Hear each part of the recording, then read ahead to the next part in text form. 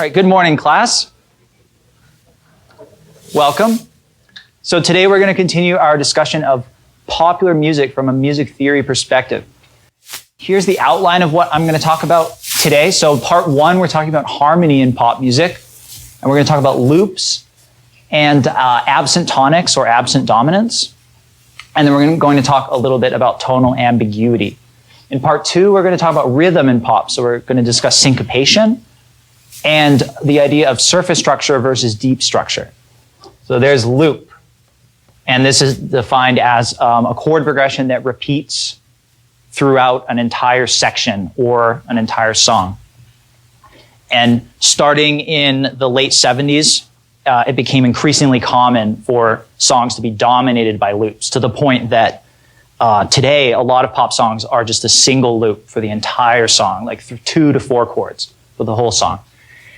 And because of the loop, because it's a loop, you get to experience the trajectory of the progression again and again and again. So you go through this like emotional roller coaster where you get this sort of deceptive cadence again and again, which I think is why this progression is so loved and hated, right? Because some people love this experience of experiencing this like emotional roller coaster again and again. And some people are like, I get it, guys. You know, we're going to go to 6. Like, oh, 5 goes to 6. Big whoop, right?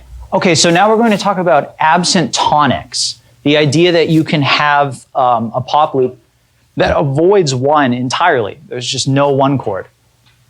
And this can make it kind of perplexing because you never really get your tonic. And so you don't ever have that sense of like resolution that we normally expect from classical music. There's no cadences, there's no 5-1. Let's listen to an example of this. This is a song called Dreams by Fleetwood Mac, and it's from the year 1977. So while I play this, I want you to hum the bass. See if you can hum along with the bass line. We're going to be listening a lot to bass lines today.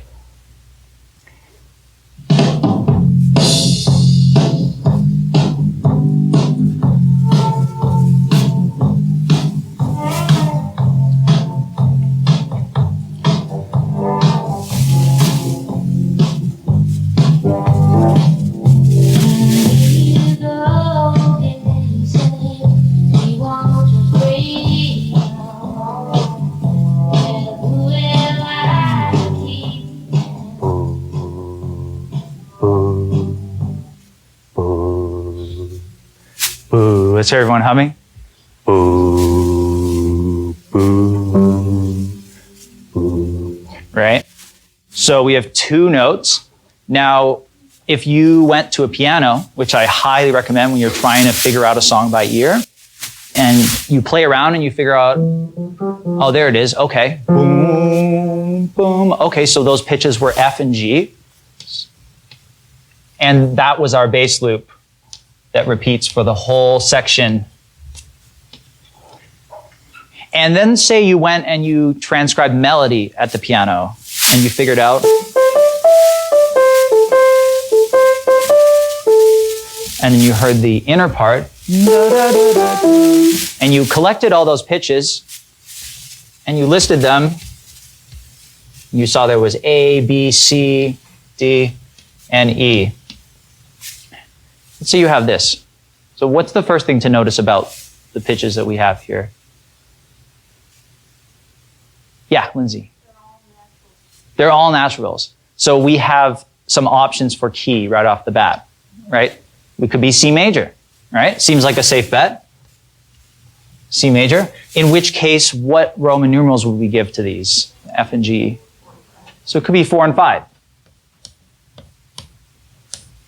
Now, note that in this song, they never actually give like actual chords. They just have the bass going, but it's implied from the context. And given the melody, we can kind of imagine and hear these Roman numerals. So if we have this loop that's going 4, 5, back and forth, you get this sense of yearning, right? Where you're going from a predominant to a dominant chord, but you never get to 1. It just keeps going back again. So it's like this sense of you're striving for tonic, and then it just like lurches back to predominant again. And that's the power of loops, is it lets you experience these things again and again without ever getting a cadence, without ever getting a motion to one. So this would be an example of an absent tonic because there's no one chord to be seen or heard in this progression. Let's listen to another example. So this song is called Come Go With Me by Teddy Pendergrass. It's from 1979. And just like before, I want you to try to hum the bass.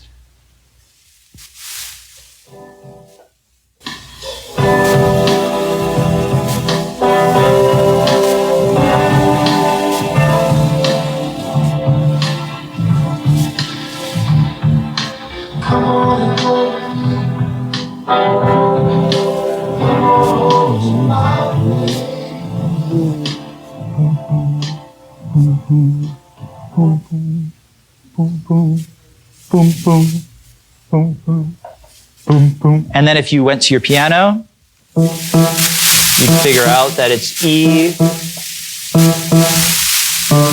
with the chords up top being like this. E minor chord, some passing notes, down to a D minor chord, and back again. I'm going to speed it up just for fun. And then it takes us to this chord. All right, so it's this loop for just the intro of the song. So this loop is not in the whole song, just the introduction. What you heard here, we've got E minor to D minor, and then we get C major. What Roman numeral might this feel like? And it's hard with such a short listening context.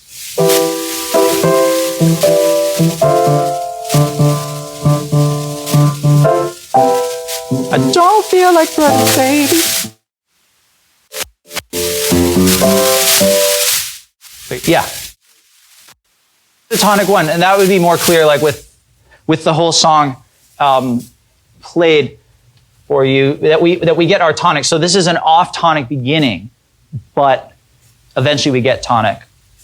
And this is actually something you see starting with composers like Beethoven too, where you'll start on like a predominant instead of starting on tonic. But the difference here, these are no ordinary predominants, right? It's not like he's starting on a big like, 2 chord and then going to 5. If this is 1, then what Roman numerals are these? Right, so 3 and 2. So we have 2 going straight to 1, which is odd. We have a 3 chord, which we rarely see in the music we usually look at. There's no 5 in sight. And oddly as well, even if you ignore the 1 chord, it's odd that you just have 3 and 2 back and forth. There's kind of no direction there, really. The bass is just falling and then rising again. It's sort of hanging out in this nebulous predominant region. There's actually something kind of complex about this. Like the simplicity of it is that it's slow and it's limited in its chord members, but it makes up for it by being complex. And the complexity is that you don't ever get tonic. And that creates a certain satisfaction by not ever hearing tonic and not even hearing like 4 or 5. You just hear 2 stepping up to 3 and you expect maybe to go or something, right? But you never step up. You get this like yearning, sort of like with the Fleetwood Mac example, where we have an ascending bass, and then it just steps down all over again, back to 2. Again, what do these 3 progressions have in common in terms of the way the bass is moving? Yeah. It's always stepwise. It's always stepwise. And I think that's really telling because a body in motion tends to stay in motion. And if you have a bass line moving up by step or down by step, you expect it to keep moving that way. But it doesn't. When you have a bass going up and then you loop it, it goes down again. When you have a bass going down and you loop it, then it goes up again. So we get to experience that, like we almost want it to keep going that way, but it never does. It teases you. And because it's a loop, you get to experience it again and again. So tonal ambiguity is where you're not actually sure what the key is. You debate about it. Like, is it in C major or is it in A minor? And this is something that's quite common with especially recent popular music. So to help us see an example of an ambiguous tonic, I'm going to recruit my Canadian compadre, Justin Bieber, who some of you may know. So try to hum along with this bass line, and then we're gonna dissect it and figure out what's going on. This is called Beauty and a Beat from 2012.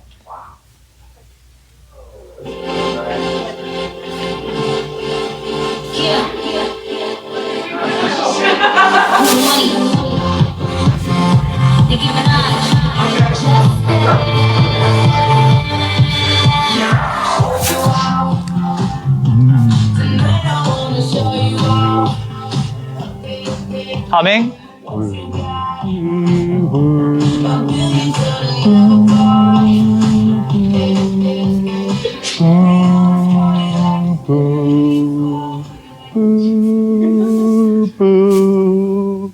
And then you go to your piano and you figure out it goes like A, G, F, D, A, G, and then you listen to the chords more and you hear that, okay, this is a major chord. This is, oh, those are not clear from the distance you guys are at. Let me use little letters, lowercase letters for the minor chords. You realize it's F major, D minor, A minor, and G major. And then let's say that you factor in the melody as well.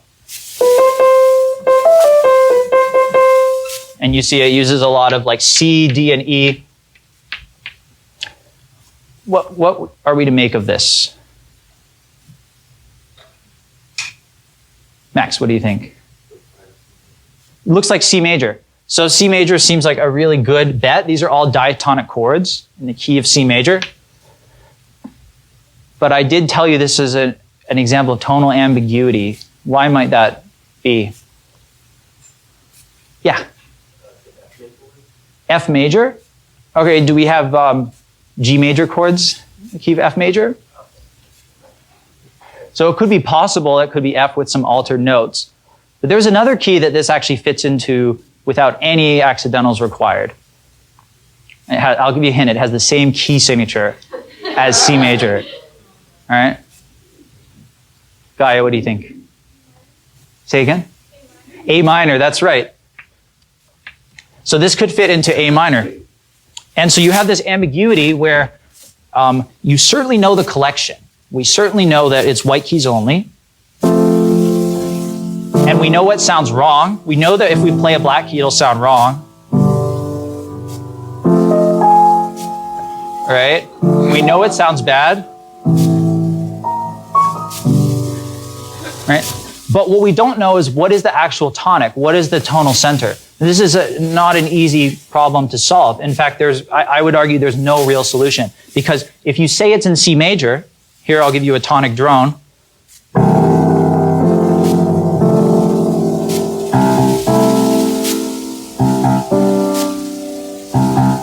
Sounds fine. What if it's in A minor?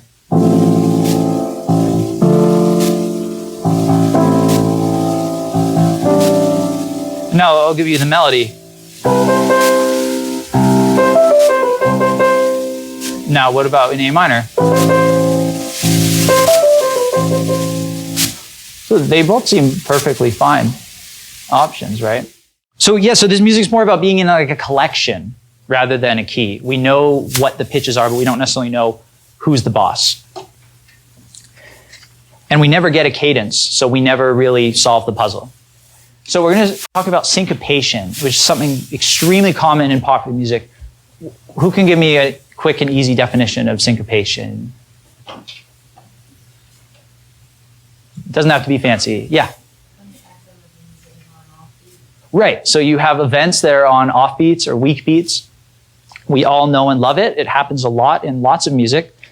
In pop music, I would say it's taken to a new level, though. It's becomes a systematic feature that's actually built into it. And it's so prevalent that we don't even notice it's there anymore. So here's one example of syncopation. So this song is called No 9, and it's by an artist called Playboi Carti, and this is from 2017. So as you listen, try to conduct along, and then you're going to tell me what is the most obvious instance of syncopation here in the vocal part. I can't sing my card, can't with flog a bar, switch, leg, spin, bar.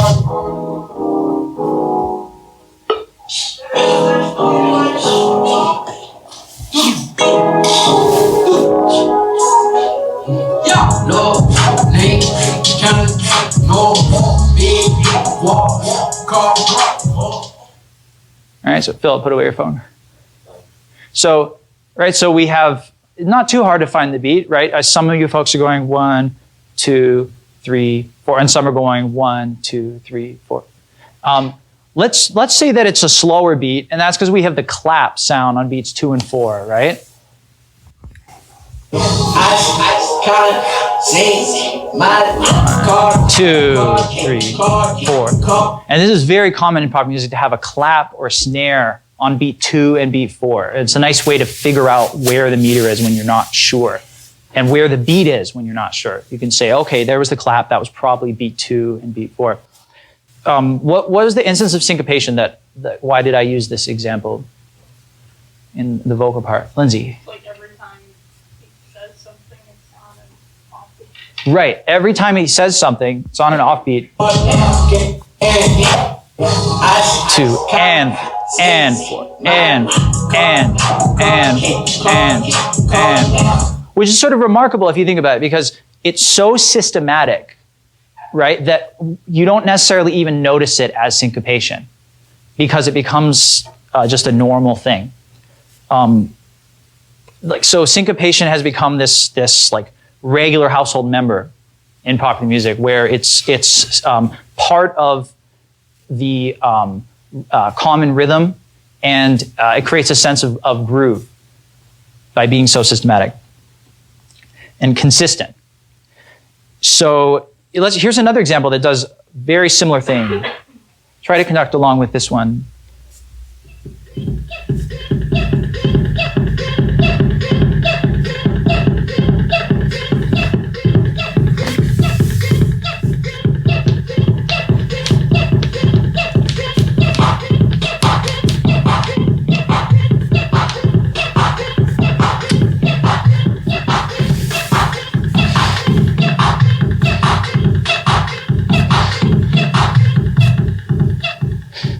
So I forgot to mention that song is called Let Me See You Juke by the producer DJ Puncho. It's from 1999.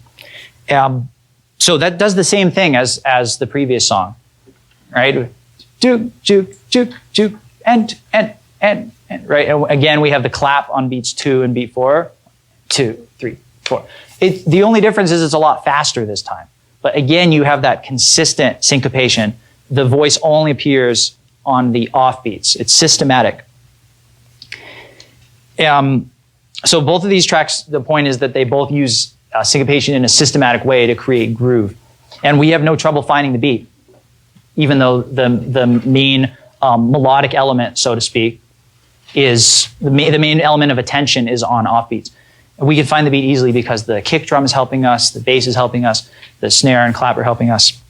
Let's go on to talk about the idea of surface structure versus deep structure.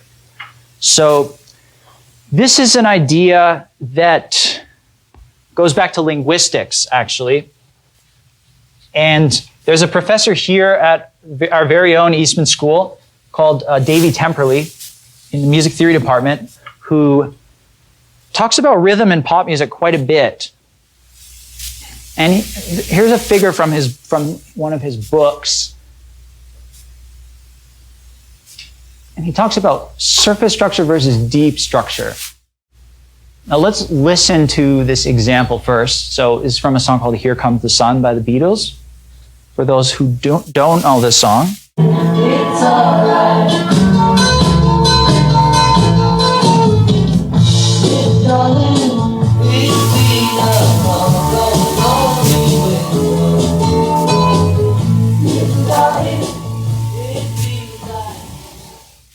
So what you see here is this top line, what Temperley calls the surface structure, is just the actual real rhythm of the song, the way it sounds, the way you would transcribe it. Let's perform the surface structure. 1, 2, 3, 4, 1. Little darling.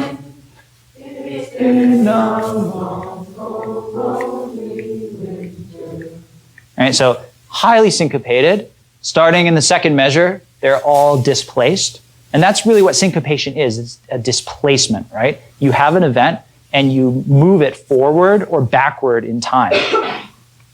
We don't really hear it as that complex, though. Nobody hears that and they're like, wow, that's mind-blowing, like so tech, you know, crazy syncopation. And Temperley comes in and says, well, that's because we're really, he argues that maybe we're hearing that more as a variation of a more simple, easy to understand rhythm, which is what he calls the deep structure. So he comes in and says, you know, the surface structure is really just like an elaboration of a more simple rhythm, which is the bottom here. Let's perform the deep, what he gives as the deep structure. 1, 2, 3, 4. Little darling. It's been a long, cold, lonely winter. How does that feel? Right. It sounds like the computer remix or something. Right? It's pretty dorky. Doesn't really have the same sense of groove built in. So the deep structure is not meant to be deep as in like, whoa, man, that's deep and that's like good. It doesn't mean that it's like better or more aesthetically valuable. It just means that in some sense, this top one is almost like a remix of the bottom one. Like it's almost like the bottom version is like the classical remix of the top version. It's a normalized, desyncopated version. And this is valuable because you can start to see that these rhythms that are syncopated are actually, you can view them as elaborations of a more simple rhythm. And with pitch, we talk about dissonance, right? And I mean, basically pitch dissonance is a way to add interest or elaborate a simple structure. So we know that you can have a simple melody or a simple progression, and you can elaborate it using dissonance, using non-chord tones, using chromatic chords, and so forth. And it's the same thing with rhythm. You can have a simple rhythm, and then you can elaborate it by using things like syncopation and displacing the events. So one way to think about it is that syncopation is a type of rhythmic dissonance. So I'm going to play the beginning of this song. This is called Jupiter Jazz by a group called Underground Resistance, and it's from the year 1992. So try to conduct along as I play this.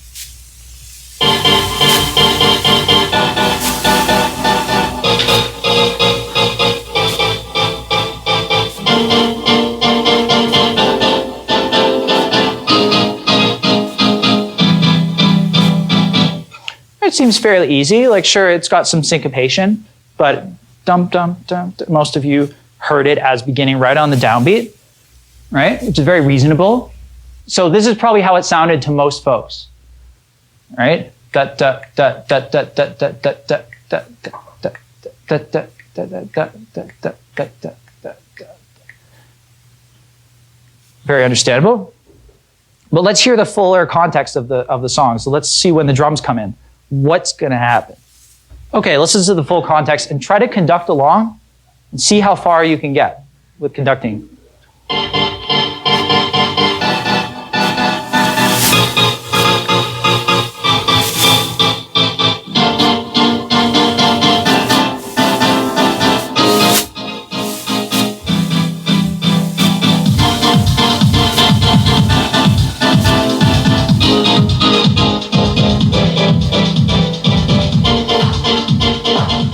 So anyone experience something odd there? Right, we're all counting this way. 3, 4, 1, 2, 3, 4, 1, 2. Suddenly it shifts a little bit. Here's a notation of how it actually goes once we factor in the percussion. So you can see this is actually like a highly syncopated riff. Why didn't we hear this correctly? We're at the Eastman School, you know. Come on, guys. I play this, you should know it. Didn't you hear that 16th rest at the beginning? You can't hear that? Without other information, such as the hand clap and the kick drum, obviously we're going to assume the simplest solution. That's just how human cognition works. We assume that it's the simplest solution. So yeah, you guys all got pranked by that trick where the beat switched around. So have a great Monday, everybody.